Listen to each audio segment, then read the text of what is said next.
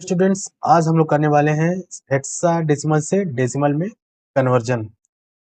तो आइए हम लोग शुरू करते हैं। एक क्वेश्चन हमारे पास है 3e जो हेक्साडेसिमल में है और हमें डेसिमल में कन्वर्ट करना है। तो इसके लिए हमें क्या करना होगा? सबसे पहले ये डिसाइड करना होगा कि यहाँ पर मल्टीप्लाई करना है या डिवाइड। तो आपको पता था कि जब डेसिमल इक्वल टू के राइट साइड में हो तो मल्टीप्लाई का प्रोसेस करते हैं।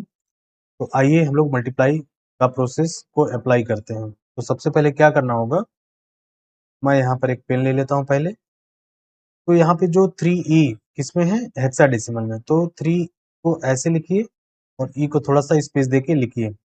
अब यहाँ पर हमें पावर का यूज करना है, तो पावर राइट साइड से शुरू करेंगे लेफ्ट की तरफ, यानी 0 और 1। अब इक्वल टू लगाना है। अब 3 इंटू, अब 3 और e का बेस क्या है? 16, तो 16 से मल्टीप्लाई करेंगे और पावर क्या है? 1, तो 1 लिख देंगे प्लस। अब यहाँ पर e इंटू ई का बेस क्या है? 16, तो 16 से मल्टीप्लाई करेंगे और पावर दिया है 0, तो 0 लिख देंगे। अब 16 की पावर 1, तो इसकी वैल्यू होती है 16, और 16 इंटू 3 ये हो जाएगा 48 प्लस। अब 16 की पावर 0, इसकी वैल्यू होती है 1। अब यहाँ पर क्या हो जाएगा? 48 प्लस ई। अब ई की वैल्यू हमें देखना होगा क्या होता है। आपको पता है कि 9 के बाद आता है 10, और 10 का पोजीशन होता है ए पर। उसी तरह बी की पोजीशन होगी 11 पर, सी का होगा 12 पर, और डी का होगा 13 पर, उसी तरह ई का होगा 14 पर। तो यहाँ पर ई है तो 14 इसका पोजीशन हो जाएगा। तो 48 प्लस 14, अब इसको हम लोग क्या करेंगे? ऐड करेंगे। तो 48 प्लस 10, तो 58, और 58 प्लस 4 हो जाएगा 62। तो इस तरह से हमारा आंसर आ चुका है। तो मैं यहाँ पे इरेज कर देता हूँ।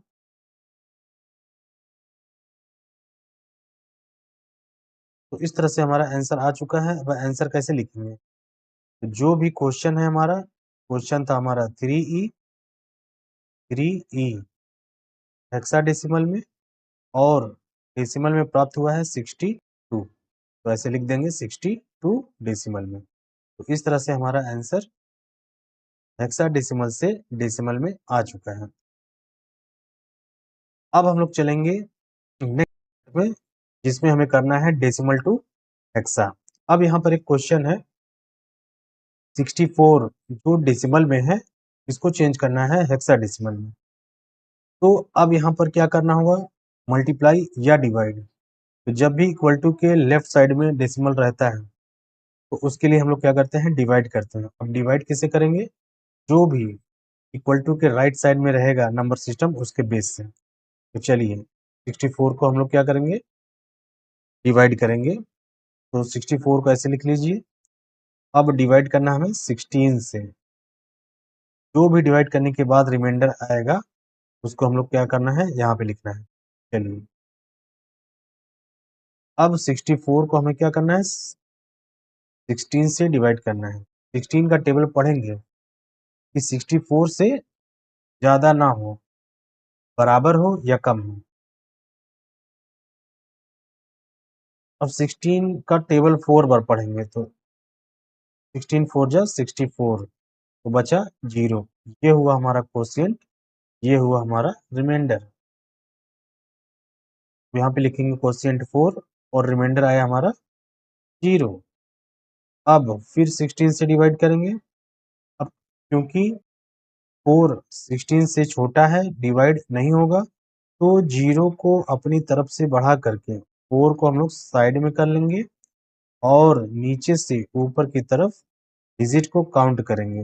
ये हो जाएगा 4 0, जो हेक्सा में आ चुका है।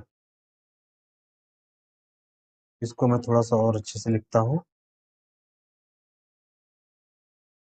अब हम लोग क्या करेंगे? नीचे से ऊपर की तरफ काउंट करेंगे, तो 4 0 जो आ चुका है हेक्सा में।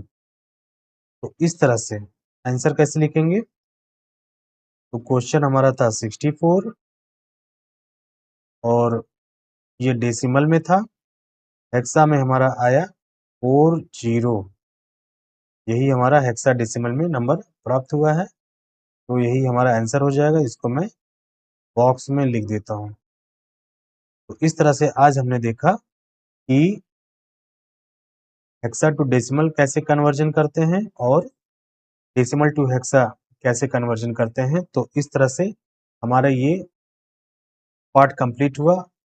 अभी हेक्सा टू ऑक्टल और ऑक्टल टू हेक्सा ये 2 पार्ट बचे हुए हैं। तो नेक्स्ट पार्ट को देखना मत भूलिएगा और वीडियो देखने के लिए आपका बहुत बहुत धन्यवाद।